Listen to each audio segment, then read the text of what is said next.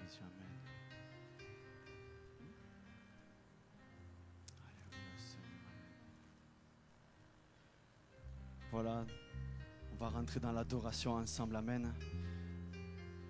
Et comment ne pas rentrer dans l'adoration par ce chant qui nous dit « À toi, la gloire, Amen, au ressuscité, Alléluia, à Jésus-Christ, Amen, à notre Sauveur bien-aimé, celui qui a tout donné pour nous. » Et si ce matin nous sommes là, ensemble réunis, c'est grâce au nom de Jésus. Alléluia.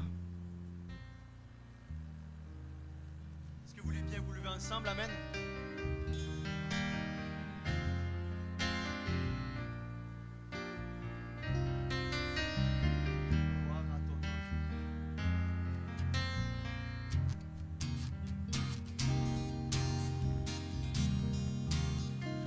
À toi la gloire, ô ressuscité, à toi la victoire pour l'éternité. Brillante lumière, l'ange est descendu, il roule la pierre du tombeau vaincu. À toi la gloire, ô ressuscité, à toi la victoire pour l'éternité. Oh, oh, oh, oh, oh, vois-le paraître, c'est lui, c'est Jésus, ton sauveur, ton maître. Oh, ne doute plus, sois dans l'allégresse, peuple du Seigneur, et redis sans cesse que Christ est vainqueur. À toi la gloire, ô ressuscité, à toi la victoire pour l'éternité. Oh, oh,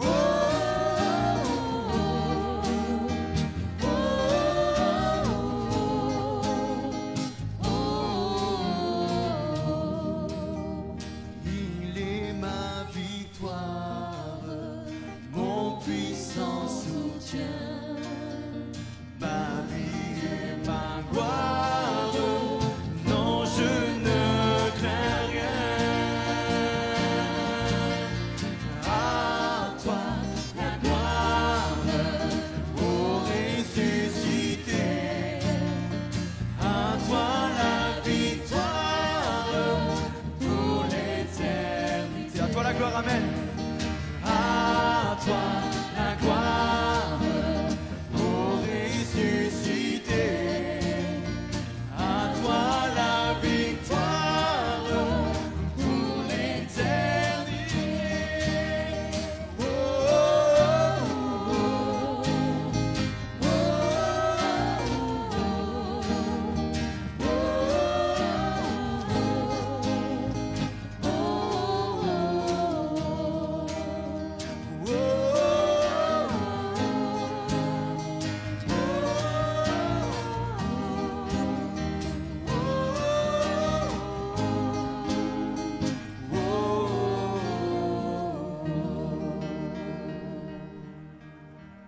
Amen, Jésus. À toi toute gloire, Seigneur, ce matin, Jésus. À toi toute gloire, Seigneur, ce matin, Jésus. Nous savons que tu es là au milieu de nous, Seigneur Jésus. Alors que nous chantons ta gloire, Seigneur Jésus. Alors que nous chantons, Seigneur Jésus, ta puissance, ton amour, Seigneur Jésus. Oh Dieu, nous t'adorons, Jésus.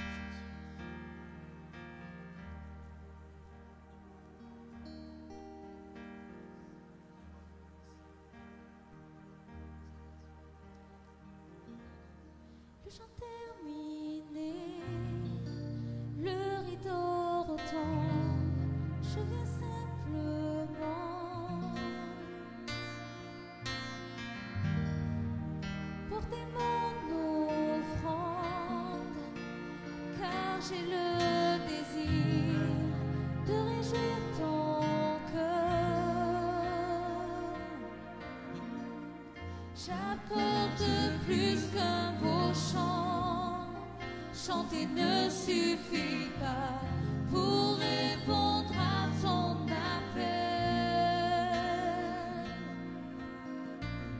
Les apparences sont trompeuses, tu vois bien au-delà. Oh Dieu, tu sondes mon cœur. Je reviens au cœur de la louange. Tout est centré sur toi, centré sur toi, Jésus. Oui, je renonce à tous mes faux semblants. Tout centré sur toi, Amen.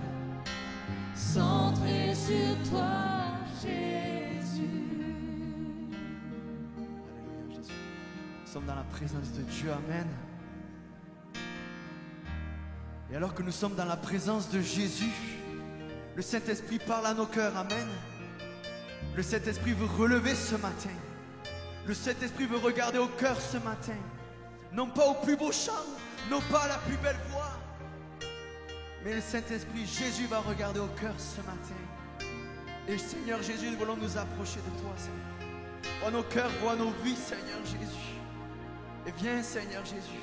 Viens transformer encore, Jésus. Viens renouveler encore, Seigneur. Par la puissance du Saint-Esprit, Jésus. Amen. Alléluia, Jésus.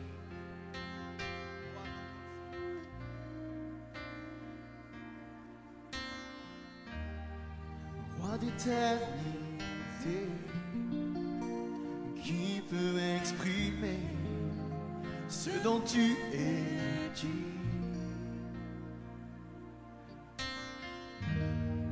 Bien que faible et pauvre, amen, je te donne tout, prends toute ma vie.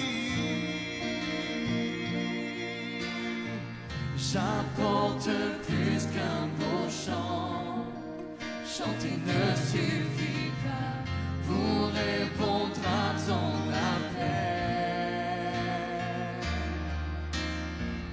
Les apparences sont trompeuses, oh, tu vois bien au-delà. Oh Dieu, tu sondes mon cœur. Amen. Revenons à la louange ce matin. Je reviens au cœur de la louange, tout centré sur toi, centré sur toi, Jésus. Oui, je renonce à tous mes faux semblants, tout centré sur toi, alléluia, centré sur toi, Jésus. Amen. Tout centré sur toi, seulement sur Jésus, amen. Centré sur toi, dans nos yeux fixés sur Jésus ce matin. Centré sur toi, Jésus.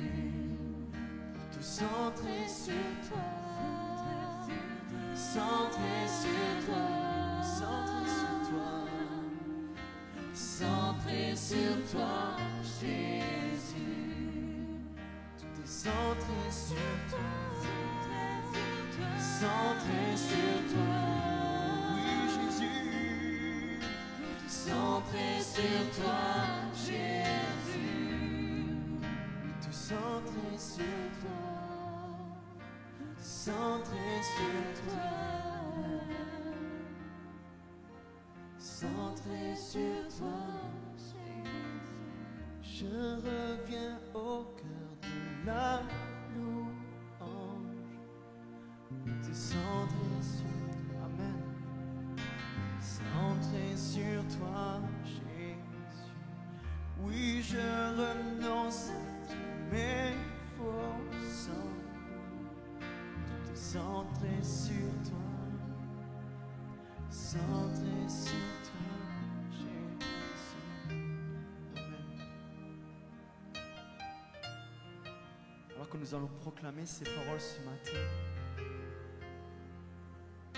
est-ce que chacun après l'autre, on peut louer le Seigneur, amen. Nous centrer seulement sur Jésus et lui offrir la reconnaissance de nos cœurs, la louange. Et comment ne pas offrir la louange, Seigneur? Comment offrir notre louange si ce n'est par notre voix, si ce n'est par notre bouche ce matin, si ce n'est par notre cœur ce matin? Et c'est en s'approchant de Jésus-Christ que nous voulons le louer et l'adorer. Amen. Louons le Seigneur ensemble. Amen. Seigneur notre Dieu, nous voulons te louer, t'adorer, Jésus. Te dire combien nous t'aimons, Seigneur Jésus. Nous savons que tu regardes au cœur, Seigneur, ce matin, Jésus. Oui, Seigneur, plus que des paroles ce matin, mais c'est de nos cœurs, Seigneur Jésus, que nous voulons faire jaillir ces paroles. Oh Jésus, tout notre amour, Seigneur Jésus. Reçois l'adoration de mon cœur, Seigneur, ce matin. Non pas de mon intelligence, mais de mon cœur ce matin. Oui, je veux regarder à toi, Seigneur, et seulement à toi, Seigneur. Je veux te bénir pour qui tu es. Tu es mon sauveur. Tu es mon plus grand bien, Seigneur. Tu es mon trésor, Seigneur Jésus. Et je veux, Seigneur, garder, Seigneur Jésus, ce dont tu m'as donné, Seigneur Jésus. Alléluia, Jésus. Alléluia, faisons monter nos louanges ce matin. Amen, frères et sœurs. Alléluia. Alléluia, Jésus. Oh Seigneur Jésus, nous centrer sur toi ce matin, Jésus. Seulement sur toi, Jésus. Alléluia. Alléluia, Jésus.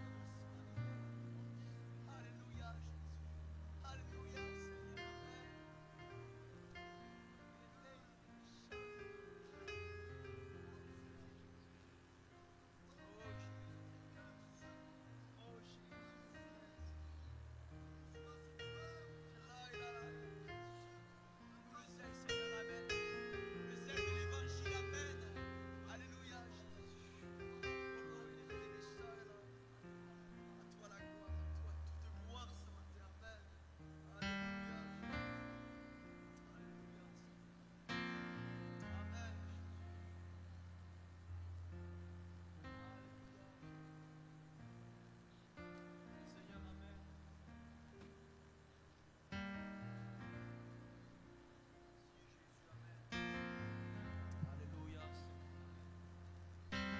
Envahis-nous de ta présence ce matin, Jésus. Alléluia, Jésus. Alléluia, qu'il y ait l'action du Saint-Esprit ce matin dans nos cœurs. Dans ce lieu, Seigneur Jésus. Que ton esprit mouve autour de nous, Jésus. Amen. Passe dans les rangs, Seigneur. Alléluia, Jésus. Relève le faible ce matin, Jésus. Alléluia, Jésus.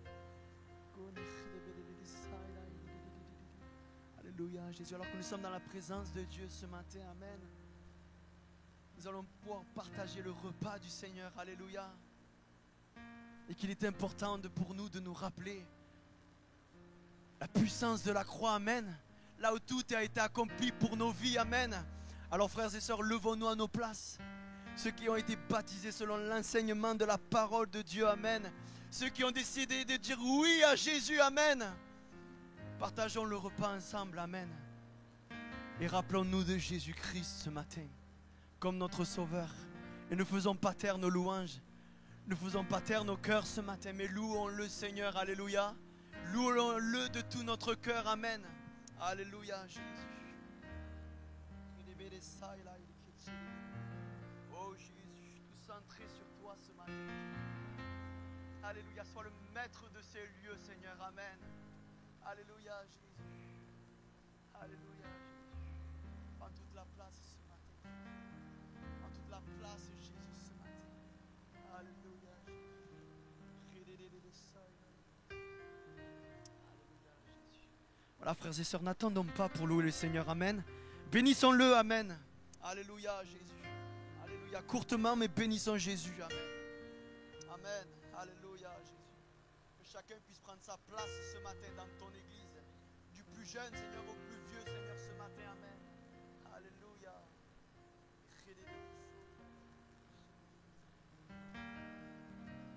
Merci, Jésus.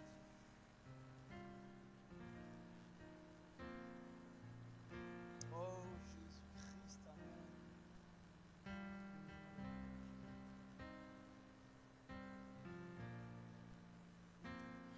Merci Jésus. Merci Jésus. pas regardé à mon péché, Seigneur Jésus, à ma saleté, Seigneur Jésus. Et tu es allé jusqu'au bout pour moi, Seigneur. Amen. Tu es méprisable, Seigneur, mais tu m'as aimé, Seigneur. Amen. Alléluia, Jésus. Alléluia, Jésus. J'étais orphelin, tu as fait de moi un enfant du roi des rois, un enfant du royaume de Dieu. Amen. Alléluia. Je n'avais pas de nom, mais tu m'as donné un nom, Seigneur Jésus. Tu m'as donné une nouvelle vie, Seigneur, en toi, Jésus. Alléluia. Alléluia, j'étais dans les ténèbres, Jésus. Et tu m'as amené dans ton admirable lumière, Seigneur Jésus. Alléluia, Jésus. J'étais aveugle et tu m'as redonné la vue, Seigneur. Amen. Alléluia, Jésus.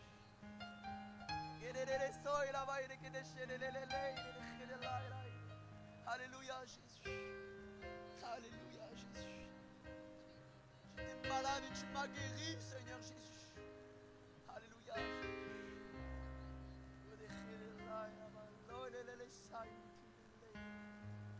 Alléluia, Jésus. Oh, merci, Sauveur. Amen. Merci, Jésus-Christ. Amen.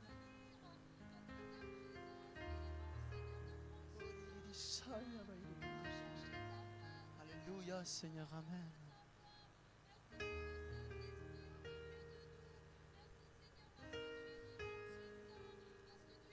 Sauveur de mon âme. Amen. Tu es le sauveur de mon âme.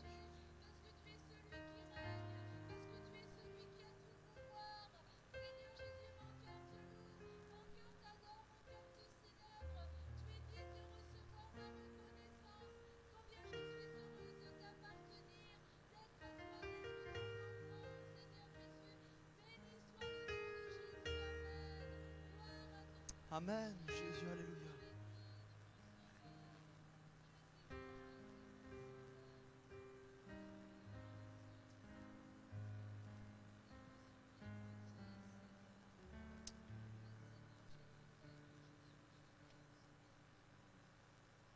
Alléluia, Jésus.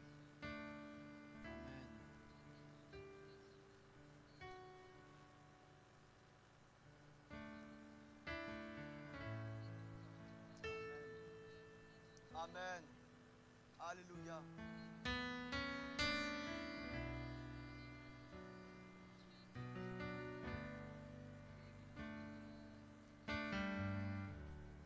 Oh Jésus-Christ, Amen.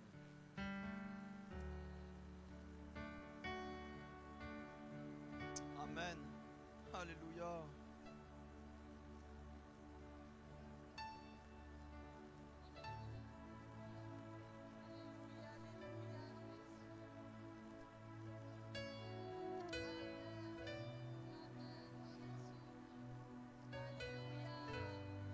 Oh Jésus-Christ, Amen. Alléluia.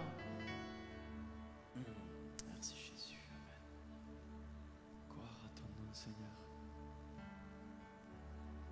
Amen, Amen. Jésus, tu es la louange de mon cœur. Amen. Tu es l'adoration de mon âme, Jésus. Alléluia, Jésus. Oh Jésus-Christ, Amen. Merci Jésus.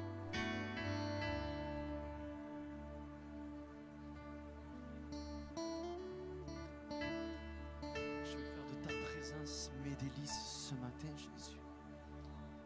Oui, Jésus-Christ, Amen.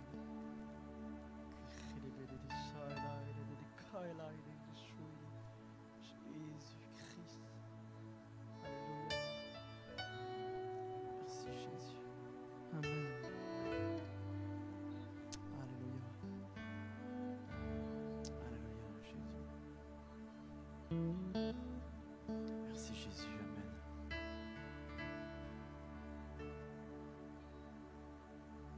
Alléluia, Jésus. Alléluia, Seigneur. Amen. Jésus-Christ. Tu es présent au milieu de nous, Jésus. Alléluia. Merci, Jésus, de ta présence. Alléluia. Voilà, frères et sœurs, avant de prendre ce chant, qui nous amène à nous appuyer sur Jésus-Christ. Vous savez, ce chant, il a été composé par un frère qui a traversé la peine dans sa famille parce que la mort a atteint un membre de sa famille. Amen. Et alors qu'il était dans la détresse, il a composé ce chant. C'est pour ça que ce chant, il est si fort.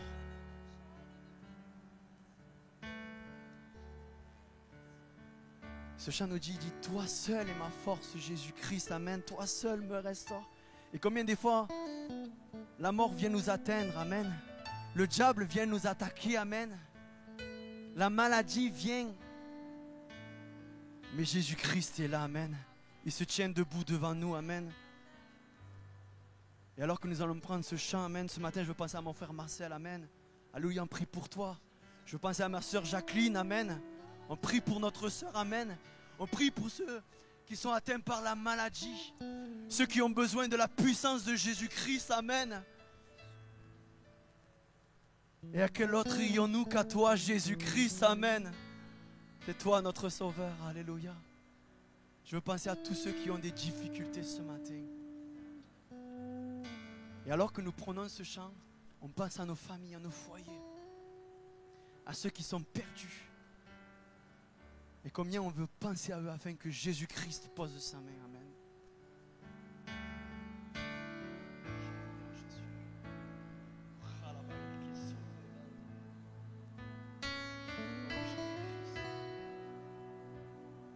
Tu es mon surabri, Jésus. Amen. Sous tes ailes, je suis protégé.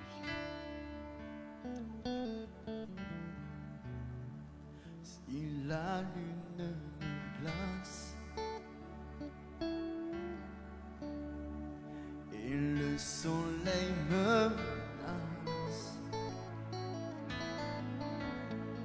Créateur des étoiles, mon secours est en toi, oh Jésus. Si mes larmes luisaient, vois mon âme Jésus, et que mon pas chance, Créateur de la terre, mon secours est en toi.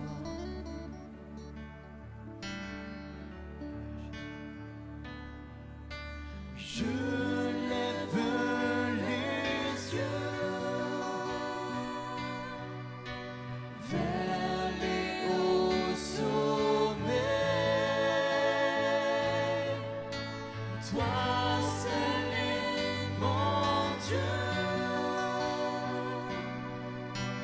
Je proclamerai. Oui, toi seul, oui, est ma force. Toi seul, on me restaure, mon secours est en toi.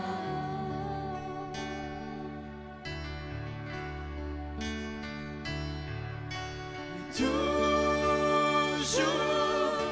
où tu me portes, jamais tu ne dors, mon secours est en toi.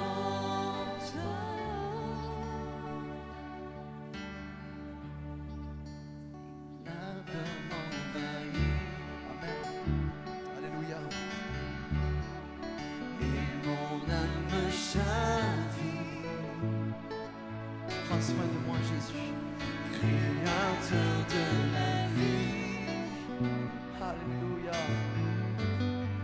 Mon secours est en toi.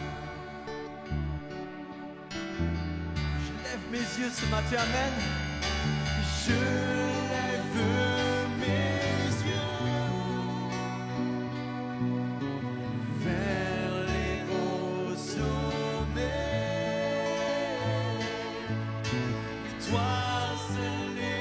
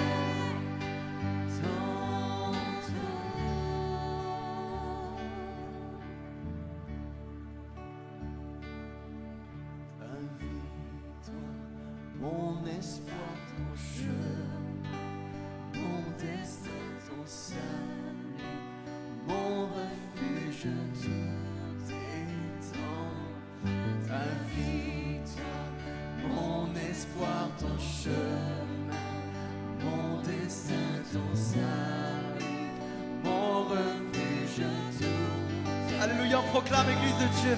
Ta victoire, mon espoir, ton chemin, mon destin, ton salut, mon refuge, tout est en toi. Ta victoire, mon espoir, ton chemin, mon destin, ton salut, mon refuge, tout est en toi.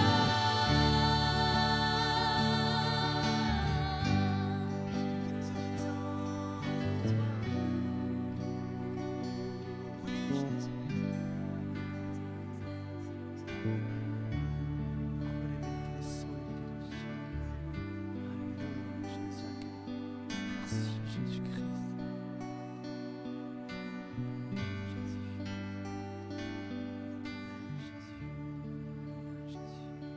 Merci Jésus. Alléluia Jésus. Alléluia Jésus. Alléluia Jésus-Christ. Alléluia Jésus-Christ. Amen. Alléluia Jésus. Alléluia Jésus. Alléluia Jésus.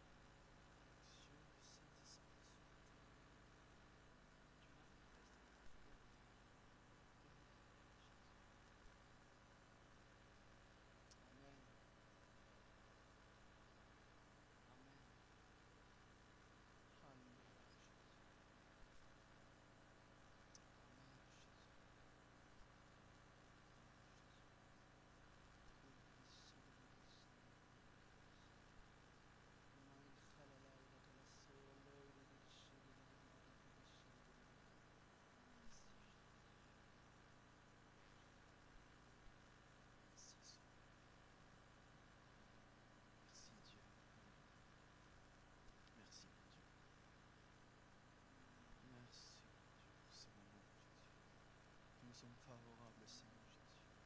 Qui sont favorables à nos cœurs, Seigneur, ce matin. Amen. Merci, mon Dieu, pour sa présence, Jésus. Alléluia. Amen. Alléluia, Jésus. Amen, Seigneur. Amen, Jésus. Gloire à ton nom, Jésus. Amen. Seigneur. Alléluia. Voilà, que le nom de Jésus soit béni. Amen. Nous allons laisser la place à la parole de Dieu. Merci Jésus. Amen. Amen. Gloire à Dieu. Gloire à Dieu. Voilà, gloire à Dieu. Amen.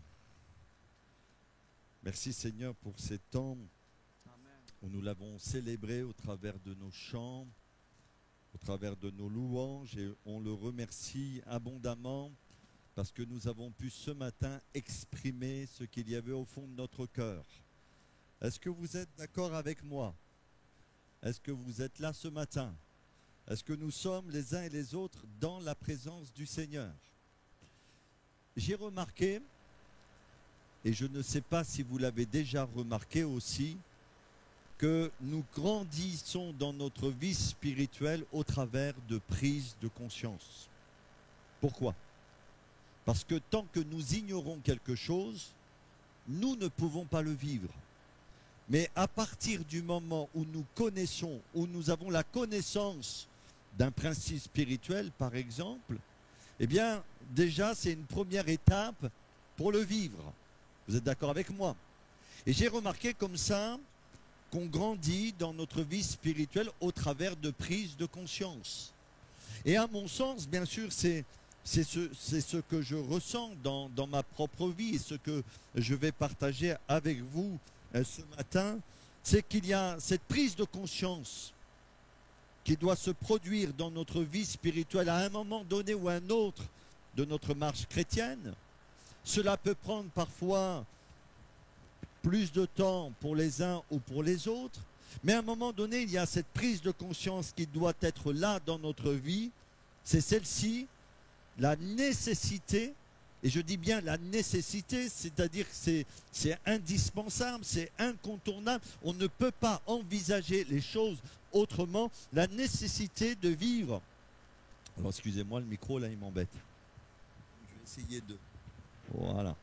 La nécessité de vivre une vie profonde avec le Seigneur et une vie de qualité. À un moment donné dans notre marche chrétienne, on doit avoir cette prise de conscience. Pourquoi? Bien, d'une part, pour connaître une vie pleine de sens et de satisfaction. Alors vraiment, ce micro, il m'embête ce matin. On va essayer de... Voilà, je pense que c'est bon. Donc, merci. Déjà, pour vivre une vie pleine de sens et pleine de satisfaction. Dans tout ce que nous faisons, si nous faisons les choses d'une manière superficielle, par habitude, par routine, par manque d'engagement, tôt ou tard, cela devient mortel pour notre vie. Dans tous les domaines de notre vie, y compris dans la vie spirituelle. Alors, je ne savais pas ce que Michael allait chanter ce matin, quand il nous a conduits dans les chants, bien que j'ai reçu la liste, mais je n'ai pas regardé précisément tous les chants. Mais moi, je crois que ce compositeur chrétien, à un moment donné, a eu une prise de conscience. Je ne veux pas simplement te chanter un beau chant, mais je veux véritablement être un adorateur en esprit et en vérité. Donc si nous, chrétiens, nous, disciples de Jésus, à un moment donné de notre vie, dans cette marche chrétienne, s'il n'y a pas cette prise de conscience qu'on doit d'abord chercher la qualité et la profondeur, on va faire les choses par habitude. On va faire les choses d'une manière superficielle. On va faire les choses sans engagement, sans cette saveur, sans cet enthousiasme, sans cette joie qui se rattache à notre vie chrétienne. Ça, c'est une première chose. D'une part, pour connaître une vie pleine et satisfaisante ici-bas. Et d'autre part, pour avoir un impact dans ce monde. Parce que ce que nos contemporains ne veulent surtout pas et ne veulent surtout plus, ce sont des beaux discours. Vous savez ce que c'est un beau discours? C'est un discours creux. C'est du vent. Il est beau parce qu'en lui-même, il contient des promesses. En lui-même, il y a des vérités comme ça qui sont nobles. Il y a des choses qui suscitent en nous peut-être de l'engouement. Mais il n'y a pas la vie. Il est creux parce qu'il n'y a pas la vie, il n'y a pas la puissance, il n'y a pas l'autorité dans ce discours qui nous permettrait de vivre ce qu'il proclame. Donc c'est un beau discours, mais c'est un discours creux. Qu'est-ce qu'ils ont besoin de nos contemporains? Ils ont besoin de voir la démonstration visible de notre amour pour Jésus et de notre foi pour le Seigneur. Vous comprenez? Ça va, vous me suivez? Si je chante, si je proclame, si je dis, si je partage, si je crois même que j'aime Dieu, cela doit se voir. Et Jacques, il va être surpris et il va dire à ces chrétiens, comment peux-tu dire aimer Dieu et avoir de la haine pour ton frère? Dieu que tu ne vois pas, mais malgré tout, eh bien, tu as de la haine pour ton frère qui te voit. Donc il y a une incohérence entre ce que ces chrétiens pouvaient professer et ce qu'ils vivaient. Comment moi je pourrais proclamer le pardon si je ne vis pas le pardon? Comment je pourrais proclamer le salut si moi-même je ne crois plus en ce salut? Et comment nous pouvons proclamer ces choses si nous ne sommes pas adhérés pleinement à ces choses? Il y a encore les paroles de notre frère Pierre Ségura qui résonnent dans mon oreille ce matin de la prédication de la semaine dernière. Comment croiront-ils s'ils n'entendent pas parler du Sauveur? Et comment ils seront sauvés si personne ne prêche le message de l'Évangile? Donc ils ont besoin de voir en nous la manifestation concrète et visible de l'amour de Dieu. D'où l'importance d'avoir une vie chrétienne profonde. La nécessité pour nous, dans notre marche chrétienne, de développer des vertus spirituelles, comme la persévérance, la ténacité, la loyauté, le sens de l'engagement, le sens du renoncement, les responsabilités qui se rattachent à notre appel, la fidélité et le discernement aussi, pour vivre une vie profonde et une vie de qualité avec le Seigneur. Vous me suivez? Est-ce que vous êtes d'accord avec moi ce matin? Hein? Jean-Marie fait. Alors, toujours dans mes réflexions personnelles, parce que je vous partage des réflexions personnelles, j'ai remarqué que dans les prédications, parce qu'aujourd'hui sur Internet, vous avez par jour des milliers de prédications, donc c'est difficile même parfois de faire le tri tellement qu'il y a de prédications. Mais j'ai remarqué qu'il y a des notions qui reviennent comme ça régulièrement dans les prédications. On parle de l'excellence, d'être la meilleure version de soi-même, de développer une vie de qualité dans toutes les sphères de sa vie, professionnelle, sentimentale, familiale, sur le plan de la santé. On met en avant la confiance en soi, l'estime de soi, pour être sûr de soi et pour avoir la meilleure image de soi. Alors à mon sens, et c'est toujours des réflexions personnelles que je partage avec vous ce matin, à mon sens, cette manière d'aborder la vie chrétienne a des avantages, mais aussi des pièges. Des avantages parce que, déjà, pour ceux qui recherchent l'excellence, qui recherchent à être meilleurs, ceux qui recherchent à refléter dans tous les domaines de leur vie l'excellence de Christ. Bien sûr, on parle de l'excellence de Christ et nous allons y revenir dans quelques instants. Eh bien, pourquoi je dis ça a des avantages? Parce qu'on va rejeter de notre vie toute forme de médiocrité. On va rejeter de notre vie toutes ces choses qui voudraient nous éloigner de ce but que Dieu nous a fixé pour nous. Et Matthieu 5, verset 48, nous ramène quand même à une certaine évidence concernant notre vie spirituelle.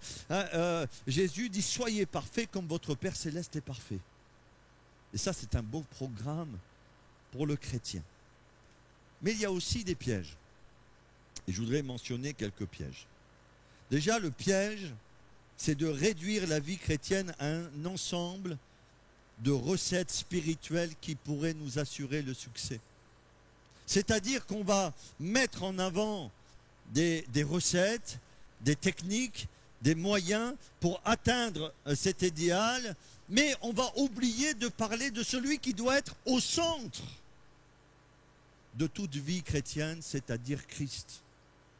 Et j'ai remarqué que parfois, il y a cette soif de rechercher une méthode, un moyen, une recette. Et puis, vous savez, parfois on voit des nouvelles recettes qui arrivent sur le marché, des manières de faire, des manières de vivre la vie chrétienne. Et les gens vont courir après ces choses-là. Donc, c'est un danger déjà. Moi, je le crois que c'est un danger. Le deuxième danger, c'est de faire de l'être humain un être tout-puissant. Et le mensonge du diable dans le jardin d'Éden, vous savez, c'est lequel? Vous serez comme des dieux. Et en fin de compte, vous connaissez le message du New Age? Vous êtes Vous êtes des dieux. Message qui se retrouve dans le coaching, dans le développement personnel. On va inviter les gens à développer quelque chose qui sont à l'intérieur d'eux pour être la personne la plus merveilleuse possible. Mais le fond du New Age, c'est quand même vous êtes des dieux. C'est pas ce que la Bible dit. La Bible nous dit que nous sommes le temple du Saint-Esprit, que le Christ vit en nous et que toute la force ne découle pas de nous, mais découle du Seigneur qui vit en nous. Donc on va puiser nos forces non pas en nous-mêmes, mais on va puiser nos forces en qui? En Seigneur Jésus. Le danger aussi, est-ce que vous me suivez, ça va? Le danger aussi de la comparaison, de la culpabilité, de l'hypocrisie, parce que si tu n'es pas parfait dans tous les domaines, tu es un nul. Tu es un nul. Non pas qu'il faut accepter la médiocrité, mais qu'il faut comprendre que la vie chrétienne, c'est un apprentissage. Et même l'apôtre Paul, dans l'épître aux Philippiens, dit « j'ai appris ». Le problème, c'est que parfois, on s'arrête de faire des progrès. Et quand on s'arrête de faire des progrès, on a tendance à faire quoi? Dites-moi. On recule. Et quand Paul parle à Timothée, il lui dit « applique-toi ». Applique-toi à la lecture de la Bible, applique-toi à ton service, applique-toi à ton ministère, applique-toi vraiment à ce que le Seigneur t'a confié, afin que tes progrès soient comment? Afin que tes progrès soient évidents. Le piège de la comparaison aussi parfois est terrible, parce qu'on a les yeux fixés sur des choses, et on voudrait les atteindre, mais malheureusement, c'est un apprentissage aussi, la vie chrétienne. Le danger aussi, de mettre en avant plus ce que nous montrons que ce que nous sommes. C'est-à-dire qu'on va montrer que les bons côtés des choses. Le plus important, c'est ce que nous montrons et non pas ce que nous sommes. Et même quand on va parler quelque part de nos échecs, c'est afin de montrer encore nos qualités. Et là aussi, il y a quelque chose qui peut être dérangeante. Et puis aussi un autre problème, que tout tourne autour de notre personne. C'est-à-dire que c'est toujours moi, je. Alors moi, je me suis posé cette question sincère devant le Seigneur. Même s'il est vrai qu'on aspire à grandir, à être meilleur. La Bible nous dit, cherchez la sanctification, car sans elle, nul ne verra le Seigneur. Il nous est dit que nous devons tendre à cette perfection. Nous devons rechercher à ressembler à Jésus qui vit en nous. Et je me suis posé la question, mais Seigneur, comment grandir pour avoir une vie pleine de sens, déjà premièrement pour moi, une vie pleine de satisfaction, parce que je ne veux surtout pas aller chercher en dehors de toi les choses pour que mon âme soit satisfaite, parce que la nature a horreur du vide. Si Dieu n'est pas là à la première place dans votre cœur, vous aurez tendance à vouloir aller piocher à droite et à gauche certaines choses pour satisfaire votre âme et pour compenser. De toute façon, les choses sont claires. Donc Seigneur, comment grandir pour être pleinement satisfait avec toi, premièrement, et deuxièmement, comment grandir, Seigneur, pour avoir un impact autour de moi. Un impact pour ma famille, un impact pour mes voisins. Bon, moi, j'en ai pas tellement, quelques-uns. Si, l'été, j'en ai beaucoup des voisins au Compontel. Un impact dans notre ville, un impact dans ma génération. Et puis, quand on va terminer notre course chrétienne, quand on va être devant, eh bien, l'éternité, qu'on puisse entendre chacun de nous ces paroles de notre Seigneur Jésus. Bon et fidèle serviteur, tu as été fidèle dans les petites choses, rentre maintenant dans la joie de ton maître. Alors j'ai essayé de penser à un homme. Bon, on ne parle pas beaucoup de lui. Il a eu un impact puissant pour un autre homme, mais on ne parle pas beaucoup de lui. Il n'est jamais mis trop en avant. Mais pourtant, en lui, on voit un véritable disciple de Jésus, qui avait du sens pour sa propre vie et puis aussi qui a été utile pour le Seigneur, c'est l'histoire en fin de compte d'Ananias. Pas Ananias et Saphira, hein. Ananias qui a rencontré Saul de Tarse. Et au travers de cette brève histoire, parce que, faut le dire encore, je vais le dire. Vous savez, dans une prédication, on ne peut pas tout dire, hein, c'est pas possible. Hein. On ne peut pas résumer toute la vie chrétienne en 40 minutes. Ça serait illusoire de penser comme ça. Donc on va se concentrer sur certaines choses, mais peut-être certaines vérités devront être expliquées encore et encore pour qu'on puisse nous-mêmes rentrer dans ce cheminement. Parce que ne croyez pas qu'en 40 minutes, vous allez pouvoir tout comprendre de ce que le Seigneur veut pour vous. Mais en tout cas, on peut avoir ces pistes de méditation et de réflexion qui vont nous pousser ensuite à creuser et encore creuser pour que notre vie, elle soit profonde, stable et satisfaisante. Alors dans le livre des Actes, chapitre 9, verset 10, on va parler d'Ananias. Acte 9, verset 10.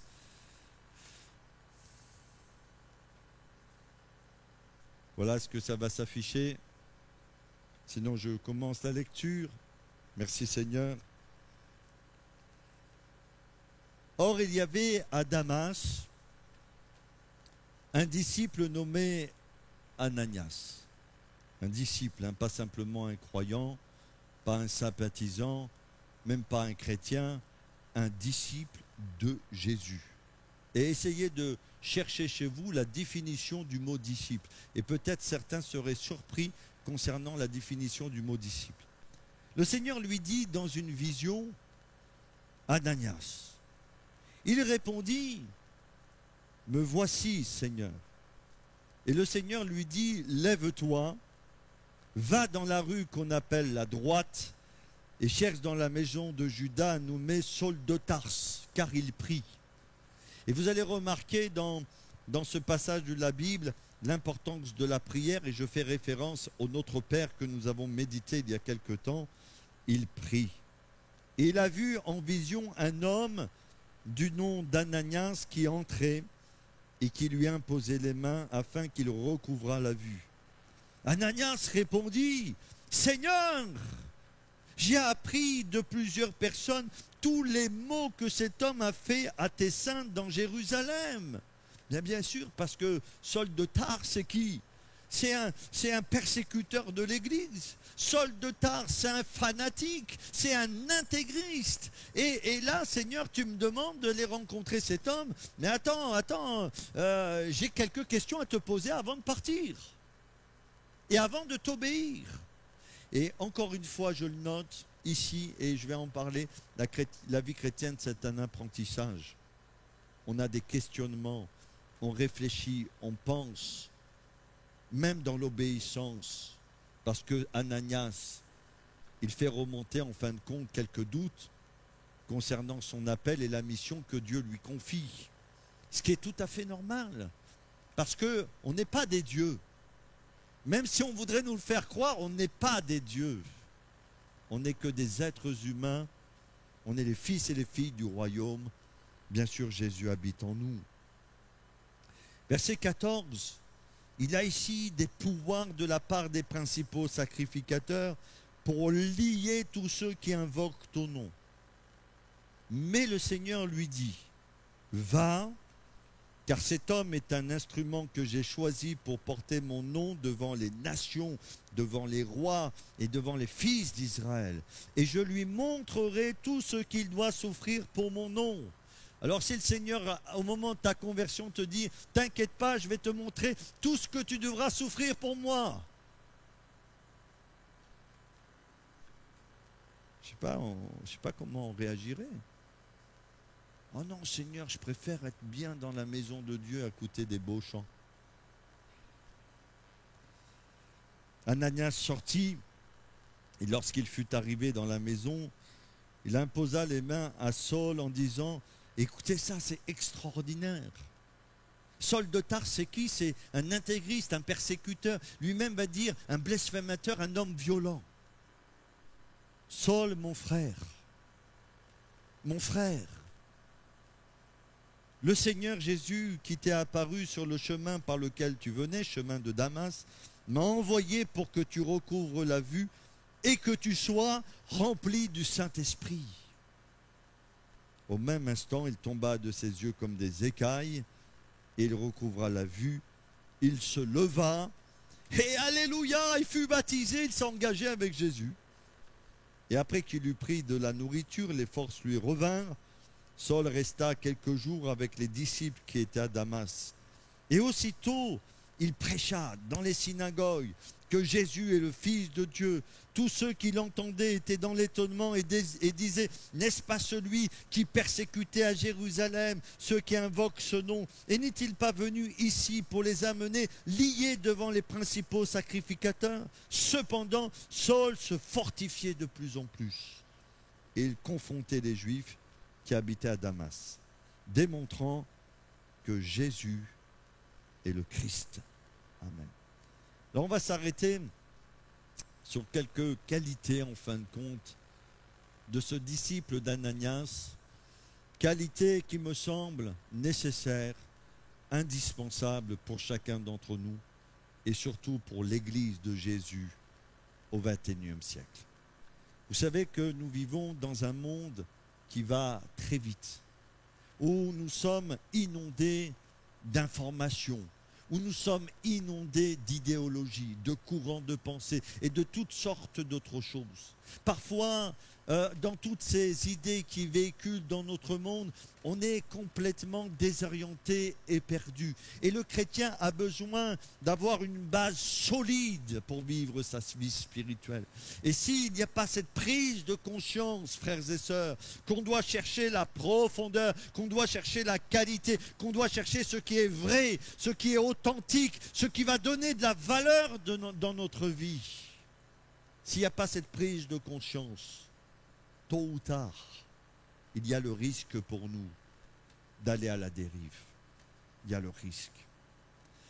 Déjà, ce que je peux partager avec vous, c'est que Ananias, c'est un disciple qui a vraiment une vie de prière personnelle avec le Seigneur. Le Seigneur lui dit dans une vision, Ananias, et il répondit, me voici, Seigneur.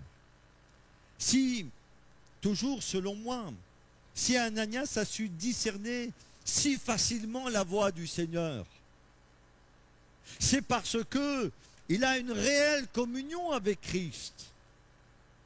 Vous comprenez? Plus je passe du temps avec quelqu'un, plus je le comprends, plus je suis capable de reconnaître sa voix. Vous savez que les moments, parmi s'il y a beaucoup d'enfants, si son enfant pleure, parmi tous les enfants, la maman est capable de reconnaître la voix de son enfant. Parmi tous les enfants qui sont là, et parfois il y a beaucoup de bruit, mais dans toutes ces voix qui s'élèvent, si son enfant pleure, elle est capable de discerner le pleur de ses enfants. Elle connaît le cri de son enfant. Elle connaît les larmes de son enfant. Elle connaît même les pleurs qui sont des larmes de crocodile. Elle sait discerner parce qu'elle connaît son enfant. Et Ananias, c'est celui qui sait prendre du temps avec Dieu. Si Dieu lui donne une vision, ce n'est pas par hasard. C'est parce qu'au fil des années de sa conversion, il a appris l'importance de fermer sa porte et de prier son Père qui est dans le lieu secret. Il a appris à développer cette communion intense. Et c'est pourquoi Dieu est capable de lui parler. Et vous savez, moi, ce que j'ai remarqué, frères et sœurs, c'est plus nous mettons notre confiance dans les choses de ce monde, dans les choses de cette terre, dans nos moyens, dans nos qualités techniques, dans tout ce qui peut faire notre vie, qui est nécessaire, sous certains aspects, qui est nécessaire et qui va nous aider à proclamer le message de l'Évangile. Mais plus nous mettons notre confiance dans ces choses, plus nous délaissons notre communion avec le Seigneur. Plus l'Église devient une église d'activité, moins elle va rechercher la prière, les temps de jeûne et prière, les temps de se rassembler pour annoncer le message de l'Évangile pour que d'autres personnes soient sauvées. Vous connaissez l'histoire de Samson? Samson, c'est un homme loin par le Seigneur. Et puis Samson va quand même avoir des comportements douteux et il va se laisser entraîner par le péché, mais bien souvent, il va arriver à s'en sortir.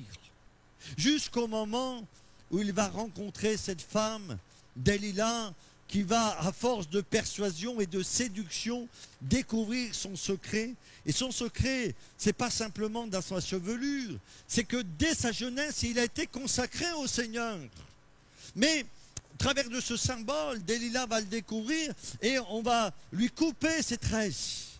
Et en même temps qu'on va lui couper ses tresses, il va perdre sa force. Et puis quand Samson va se rendre compte que ses ennemis sont sur lui, il va dire ceci. Il se réveilla de son sommeil et dit « Je m'en tirerai comme les autres fois et je me dégagerai. » Et la Bible nous dit, il ne savait pas que l'Éternel s'était retiré de lui. Frères et sœurs, je vais être cash ce matin avec vous. Il n'y a aucune satisfaction possible et durable dans notre vie chrétienne si on n'a pas une communion vraie, authentique et personnelle avec le Seigneur Jésus. C'est ça. Amen. C'est vrai. Et une deuxième vérité par rapport à ça, la nature, elle a horreur du vide. Et si ce n'est pas le Seigneur qui a la place dans ton cœur, très vite, je te dis très vite, d'autres choses vont prendre la place. D'autres choses vont venir, d'autres pensées, d'autres orientations, d'autres désirs. Oh, faut venir à la réunion, non. Il y a autre chose qui m'appelle. C'est plus l'appel de Christ qu'on entend dans notre cœur, mais c'est l'appel du monde, avec ses sirènes et ses paillettes. Mais c'est plus l'appel de Christ. La deuxième vérité pour moi, c'est que Ananias a su préparer son cœur pour être disponible pour l'œuvre de Dieu. Il n'y a pas de vie chrétienne sans service, frères et sœurs. Il n'y a pas de vie chrétienne sans engagement. Il faut arrêter de se berner d'illusions, ce n'est pas possible. Il répondit, « Me voici, Seigneur. » Avant même, et c'est très fort, parce qu'avant même que le Seigneur lui dise ce qu'il doit faire, il est prêt. Avant même vraiment que Dieu lui dise, attends, la mission que je vais te confier, c'est du lourd, hein. Mais il est prêt, il dit, me voici. Pourquoi il est prêt? J'ai toujours essayé de réfléchir, moi, quand je lisais la Bible, à ce qui pouvait se passer dans ma propre vie et ce qui se passe au milieu de nous. Mais vous savez pourquoi il est prêt? Parce qu'il s'est préparé. Parce qu'il a préparé à son cœur. Je peux imaginer qu'Ananias disait, bon, Seigneur, dans sa prière, et puis, Seigneur, si tu m'appelles à être missionnaire, qu'est-ce que je ferai? Dans ces réflexions, peut-être, je dis peut-être, hein, vous comprenez la métaphore que j'utilise. Vous comprenez que j'essaye d'imager et de donner des exemples pour cette vérité de l'Écriture. Ananias dit, bah, si tu m'appelles pour être missionnaire, je suis prêt, j'abandonne tout, j'y vais. Il est prêt dans son cœur. Il s'est préparé. Il sait que voilà, les priorités pour lui, c'est d'obéir à Christ.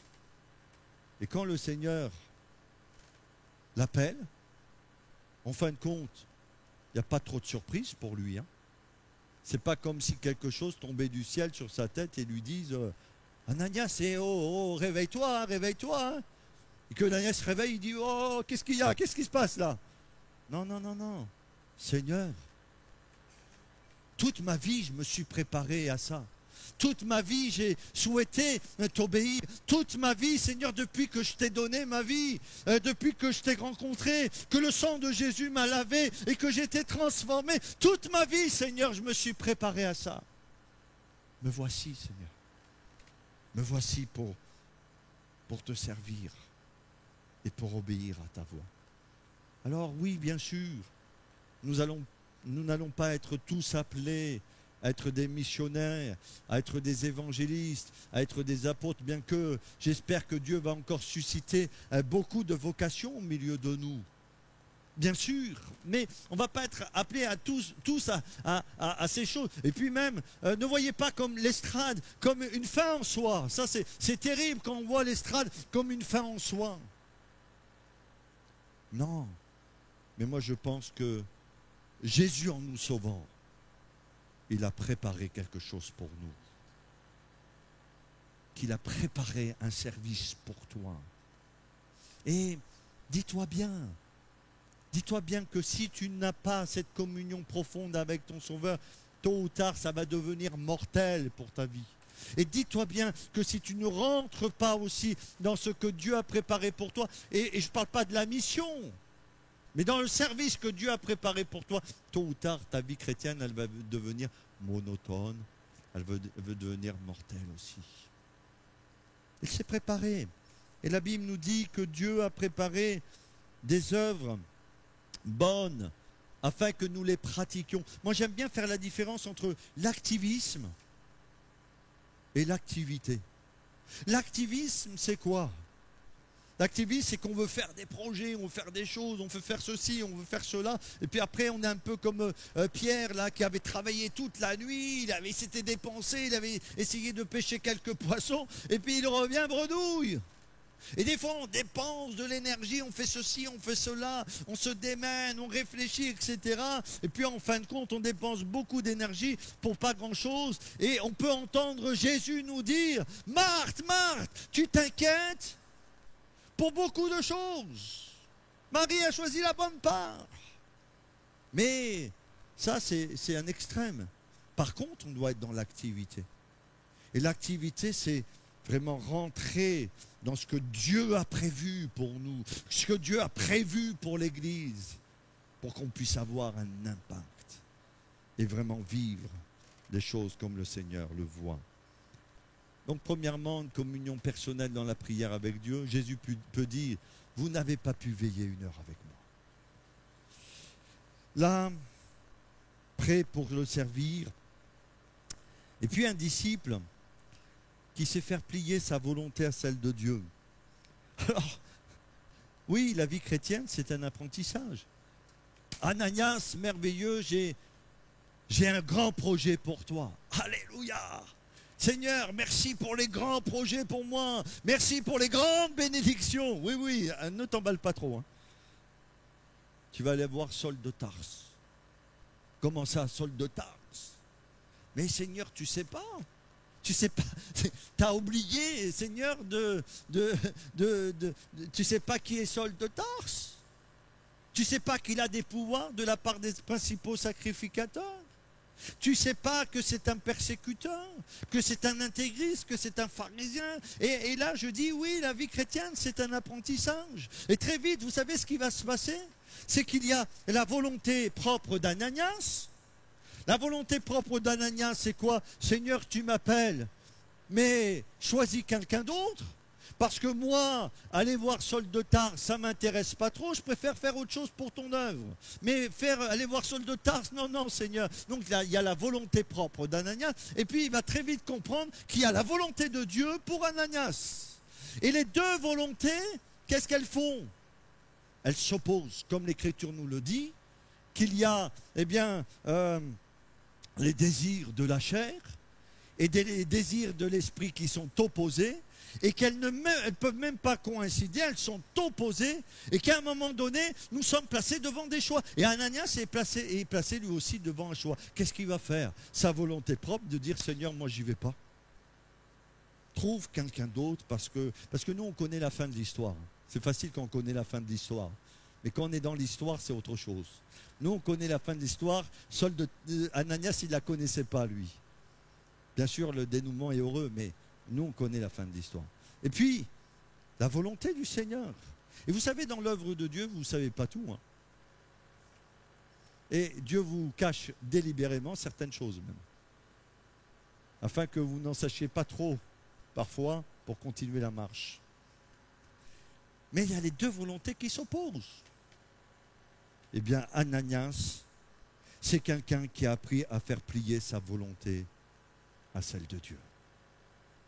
Non pas ma volonté, rappelez-vous frères et sœurs, ce que Jésus notre Maître et notre exemple parfait a pu proclamer dans le jardin de Gethsémani, non pas ma volonté, non pas ma volonté, mais que ta volonté soit faite. Et je vais vous dire quelque chose, faire la volonté de Dieu, ça a toujours un prix, toujours. Il faudra toujours renoncer à quelque chose. Il faudra toujours abandonner quelque chose. Il faudra toujours même parfois sacrifier quelque chose. Et dans le mot choisir, alors j'ai lu ça cette semaine, mais il y a cette notion de perdre, de tuer. Parce que quand vous choisissez quelque chose, vous renoncez en même temps à quelque chose d'autre. Et des gens, ils n'arrivent pas à choisir parce qu'ils ont l'impression qu'ils vont perdre quelque chose. Mais choisir, c'est aussi renoncer. Et il a fait plier sa volonté du Seigneur. Et le Seigneur lui dit, va,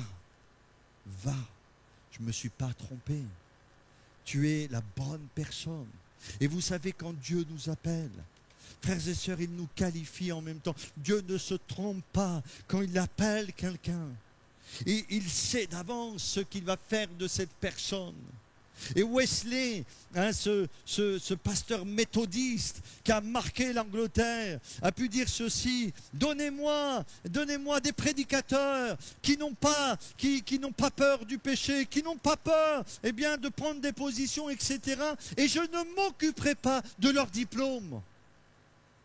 Parce qu'il sait que le Seigneur est celui aussi pour certaines missions, qu'il est celui qui nous qualifie.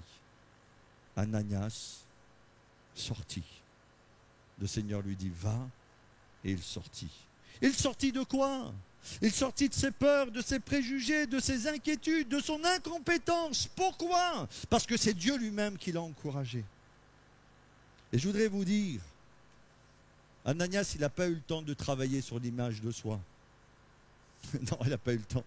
Il n'a pas eu le temps de travailler sur l'estime de soi. Il n'a pas eu le temps de travailler sur la confiance en soi. Il n'a pas eu le temps de lire tous les bouquins et toutes les recettes à la mode.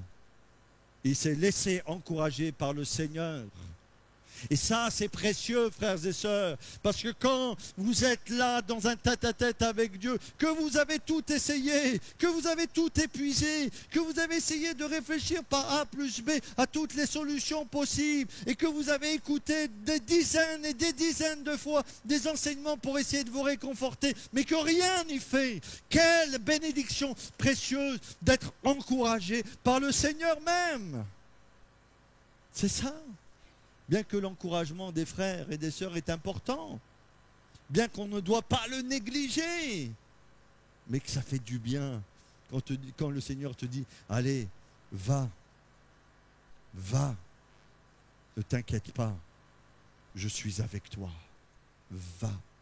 Et Ananias, il sortit, pas en regardant à lui-même, non pas en bondant le torse.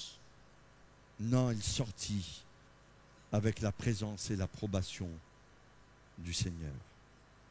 Un disciple rempli des sentiments de Jésus, je vais bientôt terminer, et il y aurait tellement de choses à dire, mais il voit Saul de Tarse, bon, il obéit, etc. Il voit Saul de Tarse, et quel amour en fin de compte. Il dit, Saul, mon frère. Ah oui, ton frère? Tu ne te rappelles plus ce qu'il a fait? Tu ne te rappelles plus comment il a participé à la lapidation d'Étienne? Tu ne te rappelles plus là combien il a de zèle cet homme, et un zèle amer pour pourchasser les chrétiens? Non, mais Dieu a rempli son cœur d'amour, et cela ne peut pas être autrement. Mon frère. Et encore mardi, on parlait, on discutait. Et je rappelais ce chapitre 13 de l'Épître aux Corinthiens que vous connaissez, l'amour. Et la Bible nous dit qu'on peut parler les langues des anges, on peut faire tout ce qu'on veut pour vendre. Si je n'ai pas l'amour, tout ce que je fais, même si tu donnes tous tes biens aux pauvres, tout ce que tu fais, tu peux même mourir en martyr, tu peux même, je ne sais pas imaginer tout ce qu'on peut si tu n'as pas l'amour. tout ce que tu fais, ça vaut rien. C'est zéro. Ça vaut rien, ça pèse pas dans la balance, ça n'a aucune valeur, c'est creux. Et la Bible va plus loin. Non simplement tout ce que tu fais, mais tout ce que tu es. La Bible nous dit, si tu n'as pas l'amour, tu es rien. Non pas simplement ce que tu fais est rien, mais toi tu es rien. Et l'amour est indissociable de Dieu, est indissociable de la vie chrétienne. Et quand Ananias a vu Saul de Tarse, envoyé par Dieu, ben moi je crois qu'il a été rempli de l'amour de Jésus par le Saint-Esprit. Vous connaissez l'histoire de Corinne Boone, d'une femme chrétienne qui a vécu des choses difficiles dans les camps de concentration, mais qui a gardé la foi en Christ. Et à un moment donné, après la libération, il y a un homme qui arrive. Et c'est un de ces anciens tortionnaires. Il arrive et lui, il a écouté l'évangile, il s'est repenti, il a commencé à changer de vie. Et il arrive devant cette femme il avait participé à des choses, en fin de compte, malheureuses concernant la vie de cette femme. Et il tend la main en signe de réconciliation. Et dans son livre, elle explique que c'est comme si sa main, elle était bloquée. Sa main ne pouvait pas bouger. Elle était bloquée. Et puis, le pardon, l'amour de Jésus l'a envahi. Et là, elle a pu tendre la main. L'amour de Christ. L'amour de Jésus. Les sentiments de Christ. Les vertus spirituelles. Les sentiments de Christ, ce n'est pas simplement aimer, c'est d'aller jusqu'au bout, frères et sœurs. De persévérer, de s'engager, de vivre notre vie chrétienne dans une profondeur, dans une simplicité qui feront trembler les murs et pas autre chose. Le Seigneur qui nous saisit par son esprit. Et puis je termine avec simplement autre chose. Ananias, il comprend l'importance de l'Église. Vous savez ce qu'il fait? Après qu'il eut pris des forces, Saul de Tarse, les forces lui revinrent, Saul resta quelques jours avec les disciples qui étaient à Damas. C'est-à-dire que Ananias, il n'a pas pris Paul avec lui, il disait ah, c'est mon trophée, c'est ma conquête, c'est moi qui l'ai converti. Non, c'est pas toi qui l'ai converti, c'est le Seigneur qui convertit. Hein. Mais bon, comme je suis fort, comme moi je suis fort, le Seigneur se... Non. Tout de suite, il l'a conduit dans une église avec d'autres disciples. Et l'importance de l'église. Et vous savez que on doit toujours garder dans notre esprit que l'église est un corps et que nous sommes membres de ce corps et que la main ne peut pas dire au pied ou à l'œil je n'ai pas besoin de toi. Et toi-même tu ne peux pas dire tu n'as pas besoin de l'autre. C'est un corps qui est là. La Bible nous dit que nous sommes la lumière du monde, le sel de la terre. Alors Ananias, il entraîne Saul de Tarse à rencontrer d'autres disciples pour que lui-même il soit fortifié, qu'il puisse grandir dans sa foi. Et il nous est dit que Saul de Tarse, chaque jour, il se fortifiait de plus en plus. Mais au contact aussi des autres. Parce qu'on apprend au contact des autres. Et Ananias, il ne veut pas être un solitaire.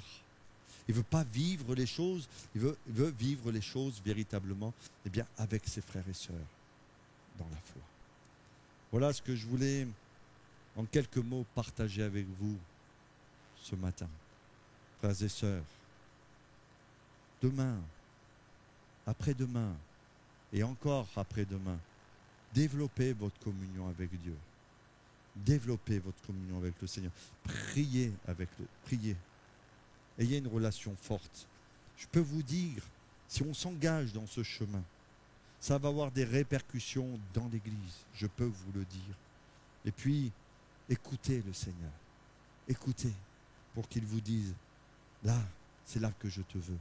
C'est là que je veux t'utiliser. Parce que tout ça, ça va donner du sens. Ça va donner du sens à votre vie sur terre. Ça va donner du sens à la qualité de votre vie. Et n'oubliez jamais que la nature a horreur du vide. Et que s'il n'y a rien, s'il n'y a pas la présence de Dieu, s'il n'y a pas des activités spirituelles dans votre vie, eh bien vous allez essayer de combler. C'est tout aussi simple que ça. Vous allez chercher à droite, à gauche ce que vous n'avez pas, parce que l'être humain ne peut pas vivre sans rechercher cette satisfaction à l'intérieur de lui. Que Dieu vous bénisse. Amen. On va prier, on va chanter un dernier cantique. J'aurai quelques annonces à vous faire rapidement et on bénira le Seigneur ensuite. Amen. Gloire à Dieu. On va demander à Jean-Marie s'il peut prier pour nous, s'il vous plaît.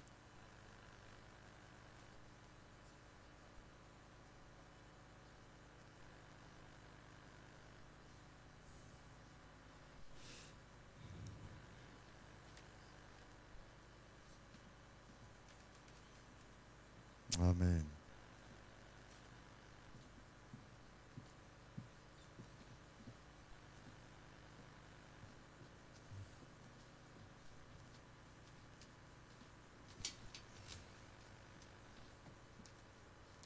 Maintenant ou après?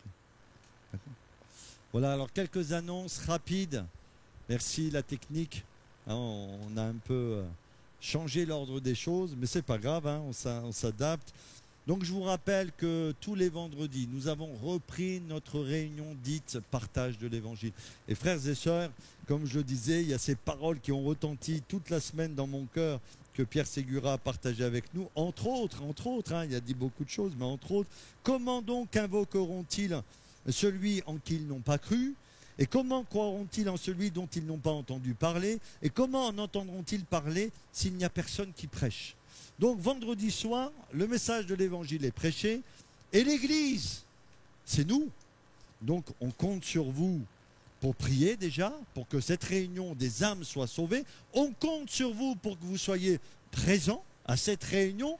Amenez vos enfants. Nous, on a une garderie jusqu'à 4 ans. Mais moi, je pense que les enfants, ils ont besoin d'entendre l'évangile. Les adolescents, ils ont besoin d'entendre l'évangile. Et tout le monde a besoin d'entendre l'évangile. Donc, je vous encourage vraiment, vraiment à faire corps avec nous. Parce que les temps de la fin sont des temps difficiles. Et nos enfants, vos ados, les gens qui sont autour de nous, ils ont besoin d'entendre parler de l'amour de Dieu. Alors, si c'est vrai que la réunion, elle vous... peut-être elle a besoin de prier le Saint-Esprit pour qu'on soit visité, qu'on prêche avec puissance, qu'on prêche avec amour pour que des âmes soient sauvées. Vous êtes d'accord avec moi? Demain, je serai à la pastorale LR à Montpellier. Vous savez que je suis secrétaire. Merci de prier pour moi aussi, vraiment pour que cette pastorale se passe bien. Le samedi 3 juillet, nous avons le repas de la jeunesse et avec les collégiens. Que Dieu aussi soit béni pour ces moments. Et le dimanche 4 juillet, nous avons la reprise d'un seul culte à 9h30. La prière, un moment de prière. 10h45, on aura les annonces. Et puis à la fin, nous aurons l'organisation d'un pot fraternel subventionné par Ensemble. Oui, Jackie?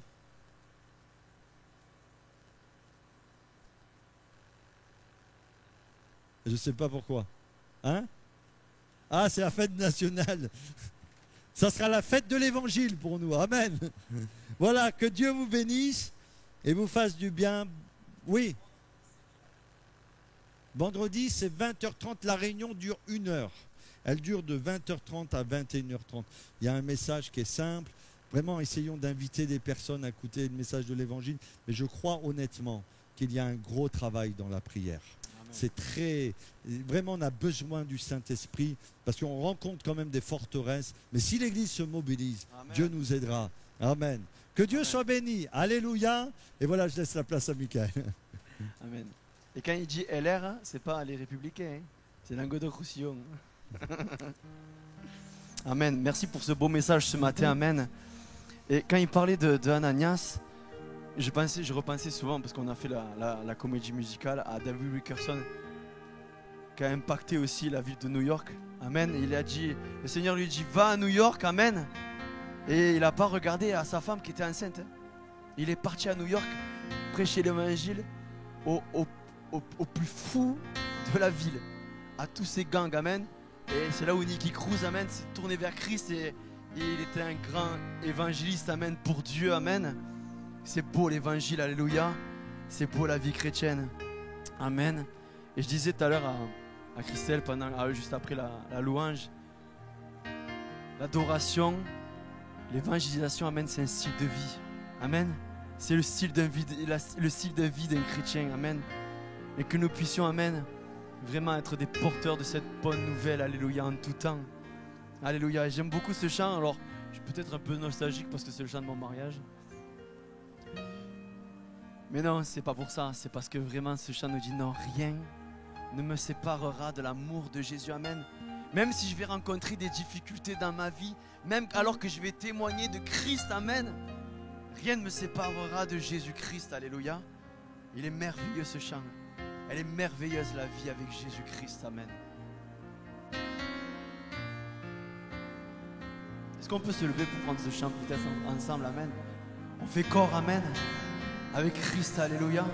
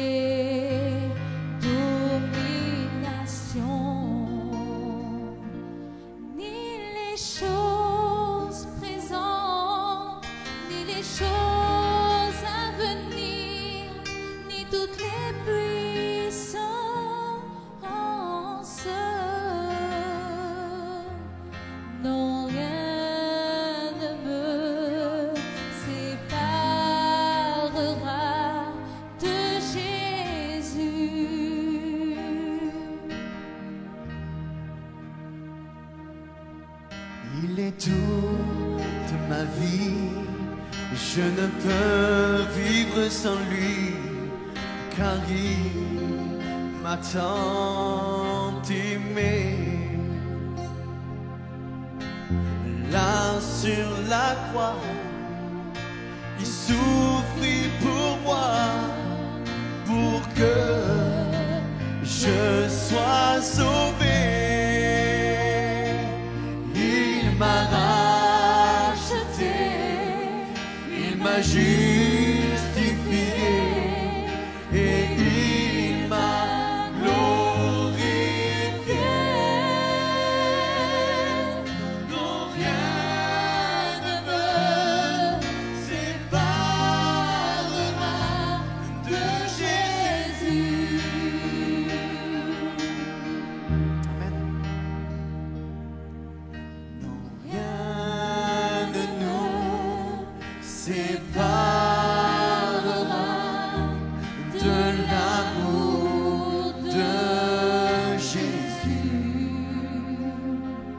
Ni la mort, ni la vie, ni les persécutions, ni les dominations, ni les choses présentes, ni les choses à venir, ni toutes les puissances.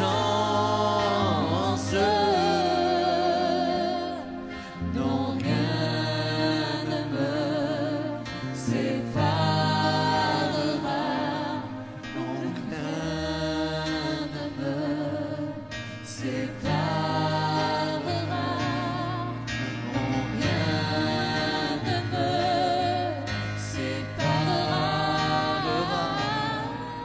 Non, rien ne me séparera de Jésus. Amen. Amen. Alléluia. Sois béni Jésus. Amen. Passez une bonne journée, un bon dimanche et à vendredi.